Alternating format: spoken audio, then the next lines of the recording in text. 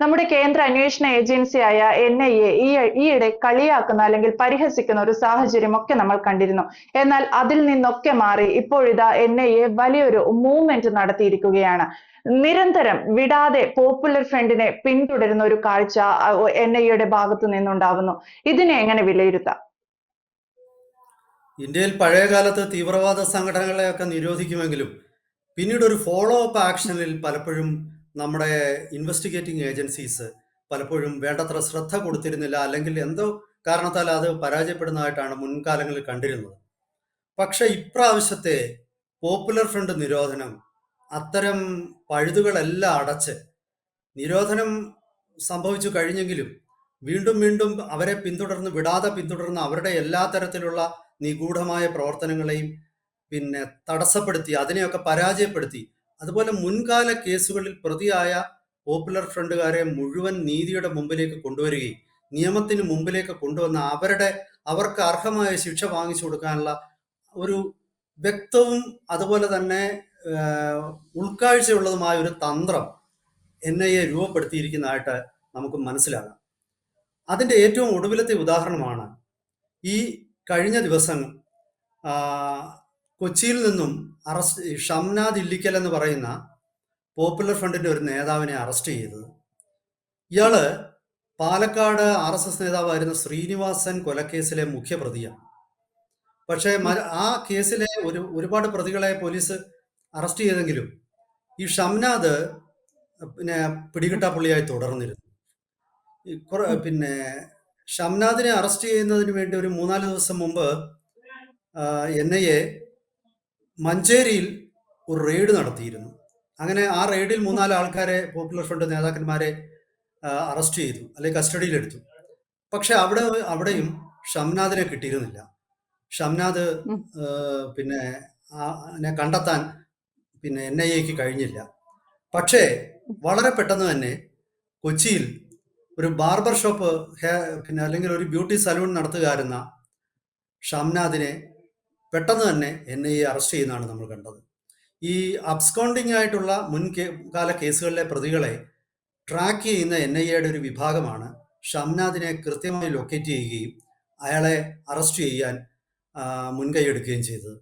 അപ്പം ഞാൻ പറഞ്ഞു വരുന്നത്, ഈ പോപ്പുലർ ഫ്രണ്ട് എന്ന് പറയുന്ന സംഘടന നേരിടുന്നതിൽ വളരെ കൃത്യമായ ഒരു സ്ട്രാറ്റജി NIAക്കുണ്ട്. ഈ സ്ട്രാറ്റജിയെ നേരിടാൻ ഒരായുധങ്ങളും ഇല്ലാതെ ഇങ്ങനെ അന്തം വിട്ട് നിൽക്കുന്ന പോപ്പുലർ ഫ്രണ്ടിനെയാണ് നമ്മളിപ്പോൾ കാണുന്നത്.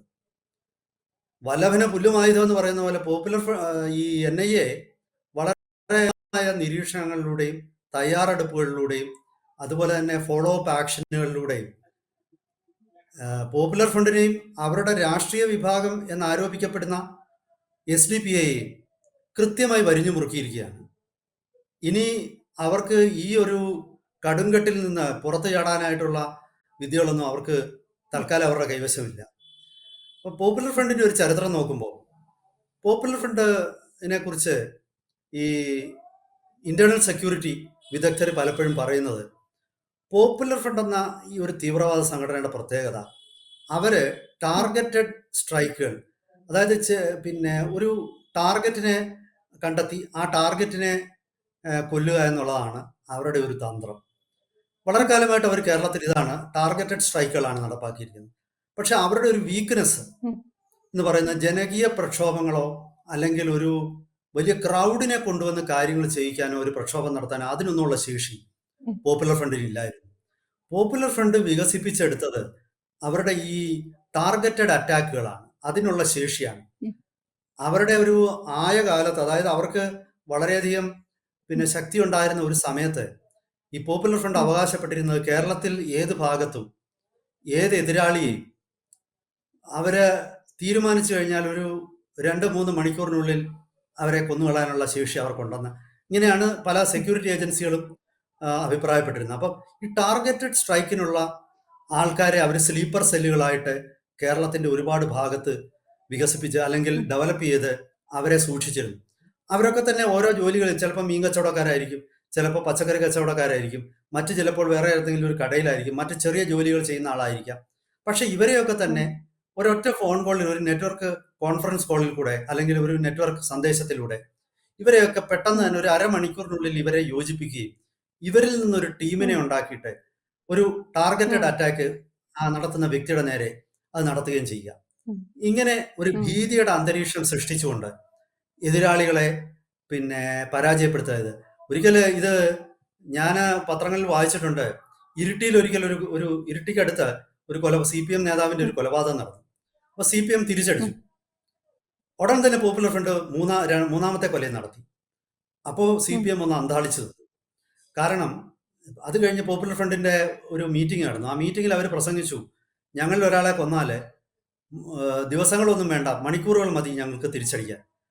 ഈ കൊലപാതകത്തിന് തിരിച്ചടി ഉണ്ടായാൽ നിങ്ങൾ ഉദ്ദേശിക്കുന്ന വേഗതയിൽ നിങ്ങളെ ഞങ്ങൾ തിരിച്ചടിക്കുന്നു അവർ പറഞ്ഞു, പരസ്യമായിട്ട് പ്രഖ്യാപിച്ചു. ഈ പ്രഖ്യാപനം CPM-ന് ഒരു ഞെട്ടൽ കൊടുത്തു. കാരണം CPM-നെ സംബന്ധിച്ചിടത്തോളം ഈ ഒരു പരസ്പര കൊലപാതകങ്ങൾ ഒരു വർഗീയ കലാപം ലെവലിൽ പോകാൻ CPM ആഗ്രഹിക്കുന്നില്ല. കാരണം അത് CPM-ന്റെ വോട്ടിനെ നഷ്ടപ്പെടുത്തും. ഇത് CPM-നെ ഈ ഒരു തന്ത്രം CPM-നെ ഞെട്ടിച്ചു വേണം. അതിനുശേഷം പോപ്പുലർ ഫ്രണ്ടിന്റെ കൊലപാതകങ്ങൾ CPM പലപ്പോഴും തിരിച്ചടിക്കാറില്ല. മഹാരാജാസ് കോളേജിൽ നടന്ന കൊലപാതകത്തിലെ CPM വളരെ ദയനീയമായിട്ട് ജനങ്ങൾ ഇതിനെതിരെ ഉണരണമെന്നൊക്കെ പോസ്റ്ററൊക്കെ കേരളത്തിൽ ഒട്ടിച്ചിരുന്നു. CPM ഇതുപോലെ അവരുടെ ഒരു പ്രവർത്തകനെ കൊന്നാല് ഞങ്ങൾ 1, 2, 3 എന്നൊക്കെ പറഞ്ഞു തിരിച്ചു കൊല്ലുമെന്നൊക്കെ പറയുന്ന മണിയാശാനെ പോലൊക്കെയുള്ള ആൾക്കാരുള്ള CPM പോപ്പുലർ ഫ്രണ്ടിന്റെ മുന്നില് ഈ മുട്ടുമടക്കല്ല സാഷ്ടാംഗ പ്രണാമം നടത്തുന്നത് നമ്മൾ ഈ എറണാകുളം മഹാരാജാസ് കോളേജിൽ കണ്ടതാണ്. അഭിമന്യുവിന്റെ കൊലപാതകത്തിൽ പിന്നെ അതിലെ യഥാർത്ഥ പ്രതികളെ പോലും പിടിച്ചിട്ടില്ല. ഇവിടെയൊക്കെ സംഭവിച്ചിരിക്കുന്ന ഒരു പ്രശ്നം എന്ന് പറയുന്നത് ഈ ടാർഗറ്റഡ് അറ്റാക്കുകളെ നേരിടാൻ അത് RSSന് പോലും ഇപ്പോ പാലക്കാട് നടന്ന കൊലപാതകത്തിൽ ആദ്യം ഒരു കൊലപാതകം RSSകാരനെ കൊന്നു, ഒരു തിരിച്ചടി ഉണ്ടായി. വീണ്ടും മൂന്നാമതാണ് ശ്രീനിവാസനെ കൊലപ്പെടുത്തുന്നത്. അതുപോലെ തന്നെ ആലപ്പുഴയിലെ കൊലപാതകവും അങ്ങനെ തന്നെയായിരുന്നു. അപ്പൊ പോപ്പുലർ ഫ്രണ്ടിന്റെ ഒരു പ്രഹരശേഷി എന്ന് പറയുന്നത് ഈ ടാർഗറ്റഡ് സ്ട്രൈക്കുകളാണ്. പക്ഷെ അവർക്ക് അതുപോലെ തന്നെ ഒരു വീക്ക്നെസ് ഉണ്ട്. ആ വീക്ക്നെസ് എന്ന് പറയുന്നത് അവർക്ക് ഒരു കൃത്യമായ ഒരു പ്രൊപ്പഗണ്ട നടത്താനുള്ള സംവിധാനമില്ല. അതുപോലെ തന്നെ കൃത്യമായിട്ട് ഒരു ജനമുന്നേറ്റം പാരലായിട്ട് സൃഷ്ടിക്കാനുള്ള സംവിധാനമില്ല. ഈ ടാർഗറ്റഡ് അറ്റാക്കുകൾ മാത്രമായിട്ട് കേരളം പോലൊരു സംസ്ഥാനത്തിൽ, അത് കാശ്മീരിലെയൊക്കെ ഒരു പ്രവർത്തനം ചെയ്തു. പക്ഷെ കാശ്മീരിൽ പോലും അതൊന്നും വിജയിക്കത്തില്ല. കാരണം അവരെക്കാൾ 10 മടങ്ങ് ശേഷിയുള്ള ഒരു സെക്യൂരിറ്റി ഏജൻസി, അതായത് ആർമിയോ അല്ലെങ്കിൽ പോലീസ് തന്നെയോ, പോലീസിന്റെ ഒരു സ്പെഷ്യലൈസ്ഡ് വിങ്ങോ ഒക്കെ കൃത്യമായിട്ട് അവരെ ആക്രമിച്ചാൽ അവർക്ക് പിടിച്ചു നിൽക്കാനൊന്നും പറ്റത്തില്ല. അങ്ങനെയുള്ള മിഥ്യാധാരണകളിലാണ് അവർ ജീവിച്ചിരുന്നത്. എന്തായാലും ഈ NIA പോപ്പുലർ ഫ്രണ്ടിനെതിരെ നടപടിയെടുത്തപ്പോൾ NIA അവര് റീഗ്രൂപ്പ് ചെയ്യും. അതായത് ഒരു പ്രസ്ഥാനത്തെ നിരോധിച്ചു കഴിഞ്ഞാൽ അതിലെ നേതാക്കന്മാരെയൊക്കെ നമുക്ക് അറസ്റ്റ് ചെയ്തിടാം. പക്ഷെ അതിന്റെ താഴെ തലത്തിലുള്ള, ഇപ്പൊ ജില്ലാ തലത്തിലോ താലൂക്ക് തലത്തിലോ കോർപ്പറേഷൻ ഏതെങ്കിലും ഒരു സിറ്റി തലത്തിലോ ഒക്കെ ഗ്രാമതലത്തിലോ ഉള്ള ഒരാളിനെ കണ്ടെത്തി എല്ലാവരെയും അറസ്റ്റ് ചെയ്തിടാൻ സാധ്യമല്ല. അപ്പൊ ആ ഒരു സത്യം തിരിച്ചറിഞ്ഞിട്ട് NIA പോലുള്ള ഏജൻസികൾ ഇപ്പോൾ ചെയ്യുന്നത് ഇവർക്കുള്ള ധനപരവും മുഴുവൻ കട്ട് ചെയ്യും. കാരണം ഒരു സംഘടനയ്ക്കും ഈ ഇക്കണോമിക് ധനപരമായിട്ടുള്ള സഹായം ഇല്ലാതെ അവർക്ക് നിലനിൽക്കാൻ പറ്റത്തില്ല. അപ്പൊ ആദ്യം തന്നെ ചെയ്ത് ഇവർക്ക് വരുന്ന ഈ ധനസ്രോതസ്സുകൾ മുഴുവൻ കണ്ടെത്തിയിട്ട് അത് മുഴുവൻ കട്ട് ചെയ്ത് കളഞ്ഞു. അപ്പൊ തന്നെ അവർ അന്തം വിട്ടു. രണ്ടാമത്തേത്, അവർക്കെതിരെ കൃത്യമായ അതിനുള്ളിൽ നുഴഞ്ഞു കയറി കൃത്യമായ രീതിയിൽ ഇതിനകത്തിൽ മറ്റ് സംഘടനകളിലേക്ക് മാറി നിന്ന് പ്രവർത്തിക്കുന്നവരെയും അതുപോലെ ഒളിച്ചു താമസിക്കുന്നവരെ ഇവരെ എല്ലാം കൃത്യമായി ടാർഗറ്റ് ചെയ്യാൻ തുടങ്ങി. അങ്ങനെ ചുരുക്കി പറഞ്ഞു കഴിഞ്ഞാൽ വളരെ ഒരു ഇഫക്റ്റീവായിട്ടുള്ള ഒരു നടപടിയാണ് ഇപ്പോൾ NIA എടുക്കുന്നത്. പണ്ട് ഈ ഒരു 2 ലൈനൂടെ പറഞ്ഞ് ഞാനിത് സമയപരിമിതി മൂലം അവസാനിപ്പിക്കുകയാണ്. അതായത് ഈ പോപ്പുലർ ഫ്രണ്ട് എന്ന് പറയുന്നത് പഴയ കാലത്ത് സിമി എന്നൊരു നിരോധിത സംഘടനയുണ്ട്.